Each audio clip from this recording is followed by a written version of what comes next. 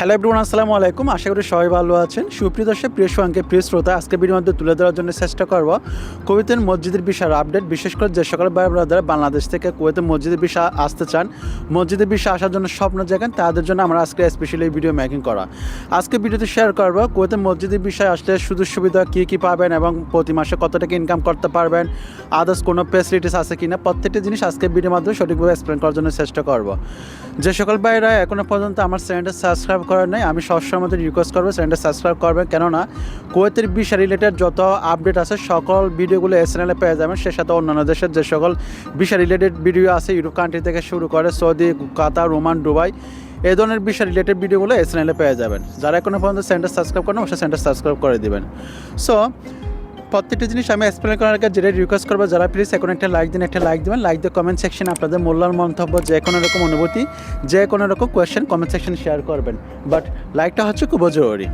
First of all আসি কুয়েতের মসজিদের বিষয়ের সুযোগ সুবিধা কী। কুয়েতের মসজিদের বিষয় যখন বাংলাদেশ থেকে যে সকল ভাই ব্রাদার আসতে চান, কুয়েতের মসজিদের বিষয় বেসিক্যালি হচ্ছে আপনার 6,50,000 টাকার ভিতরে আসতে পারবেন যদি আপনার পরিচিত কোনো আত্মীয় স্বজন ভাই ব্রাদার যদি লিগালভাবে যদি কেউ যদি থাকে, হয়তো বা আরও কম টাকা দিয়েও আসতে পারবেন।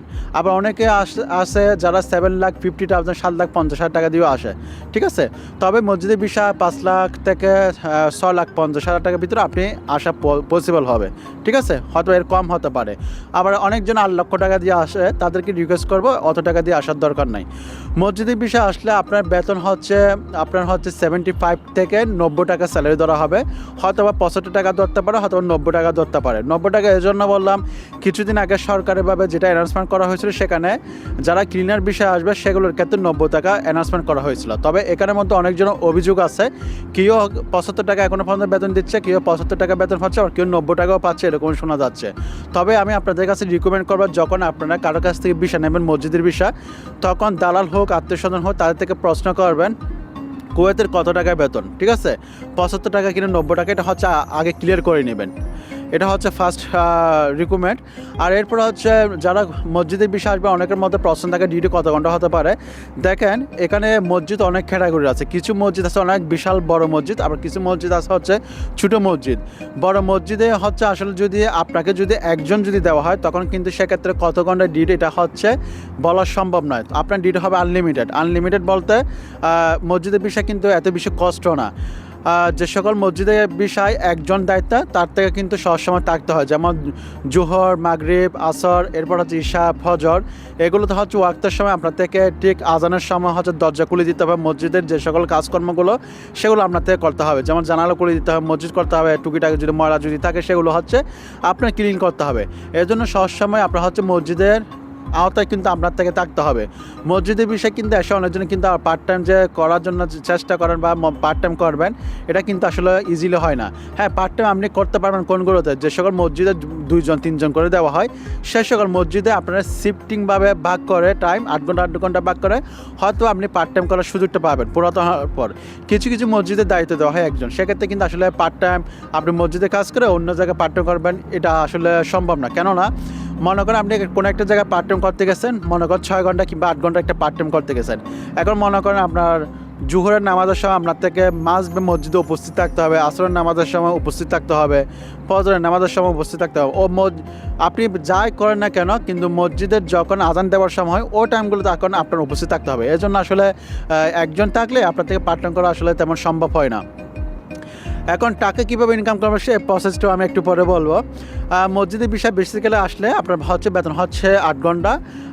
8 ঘন্টা এটা বলা যাবে না, আনলিমিটেড। যদি ডিউটি যদি মনে করেন এক মসজিদের 2-3 জন যদি ধরা হয়, তাহলে সেক্ষেত্রে 8 ঘন্টা দিব আপনাকে ডিউটি। আর যে মসজিদে আপনাকে শুধু দেখতেছেন আপনি একা, তাহলে সেক্ষেত্রে আপনার থেকে মসজিদে ওয়াক্তের সময় আপনার থেকে সবসময় অ্যাটেন্ডেন্স থাকতে হবে। আর কাজ বলতে কি, মসজিদের বিষয়ে কাজ বলতে গিয়ে যেমন প্রতি সপ্তাহে একদিন হচ্ছে আপনার হচ্ছে মেশিন মাক্কিনে মারতে হবে, অর্থাৎ মসজিদ যেগুলো কার্পেট আছে, সেই কার্পেটের মেশিন আছে, সেই মেশিন দিয়ে হচ্ছে আপনাদের টুকিটাকি যেগুলো বালু কণা থাকে সেগুলো হচ্ছে আপনার ক্লিন করতে হবে।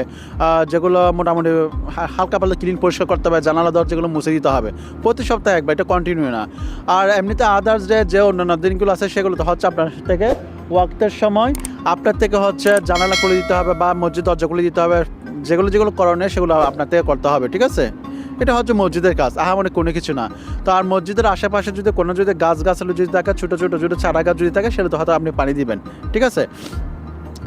আর বেতন হচ্ছে 75 করে 90 টাকা হয়। আর ছুটি হচ্ছে 2 বছর পর পর এইসব মসজিদের বিষয়ে ছুটি দেওয়া হয়। এখন মসজিদের বিষয়ে কারা আসবেন? মসজিদের বিষয় হচ্ছে তারা আসবেন যারা মোটামুটি 5 ওয়াক্তের নামাজ পড়েন এবং হচ্ছে আল্লাহর ঘর স্বপ্ন দেখেন, তারাই আসতে পারেন। কিন্তু এখানে অনেক সময় দেখা যায় ইয়াং জেনারেশন যে সকল ভাই ব্রাদার মসজিদের বিষয়ে আসেন, তারা অনেক সময় কিন্তু পালিয়ে চলে যায়। তার কারণ হচ্ছে দুইটা। একটা হচ্ছে আপনারা জানেন মসজিদের বিষয়ে আসলে হচ্ছে আপনার থেকে ফজরের নামাজের সময় তাড়াতাড়ি উঠে যেতে হয়।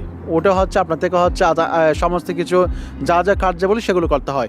এখন ইয়াং জেনারেশন যাদের নামাজ পড়ার অভ্যস্ত কম, তারা অনেক সময় ঘুম থেকে তাড়াতাড়ি ওঠার ভয়ে অনেক সময় বিরক্ত জ্বালায়, মসজিদের বিষয়ে এসে কিন্তু অন্য সময় অন্য জায়গায় পালিয়ে যায়। এজন্য বলবো এই ধরনের মানুষের যাদের আছে তারা না আসাটাই ভালো।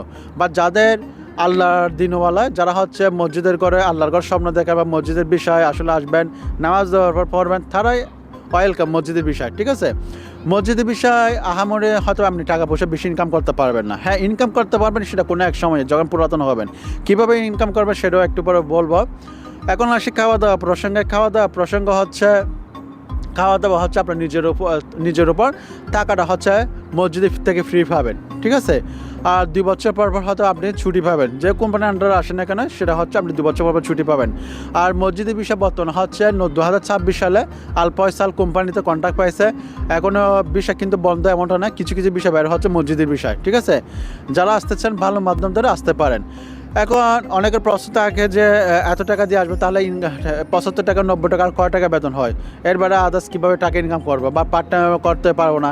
হ্যাঁ, আপনি যখন মসজিদে পুরাতন হবেন, অনেক মুসল্লিদের সাথে আপনার কমিউনিকেশন ভালো রাখবেন। প্রত্যেকটি মুসল্লিদের একটা করে গাড়ি থাকে, এখানে বেশিরভাগ সবার হচ্ছে গাড়ি থাকে। আপনি যখন সবার সাথে পরিচিত হয়ে যাবেন, একটা গাড়ি ওয়াশ করলে হচ্ছে আপনাকে 5 টাকা করে দেওয়া হয়। একটা গাড়িতে 5 টাকা প্রতি মাসে দেওয়া হয়। এখন মনে করেন আপনি যদি 10টা মুসল্লি বা 20টা মুসল্লির গাড়ি যদি কন্ট্যাক্ট করতে পারেন, 20টা গাড়িতে 5 টাকা করে ক্যালকুলেশন করলে 100 টাকা হয়। 100 টাকা বাংলাদেশে প্রায় 40,000 টাকার মতো হয়, ঠিক আছে। 40,000 এদিকে আপনার মসজিদের বেতন হচ্ছে মনে করেন 30,000 টাকা ধরলাম, 35,000 টাকা ধরলাম, তাহলে আর আপনার মাসিক বেতন হচ্ছে 75,000 টাকা পড়ে।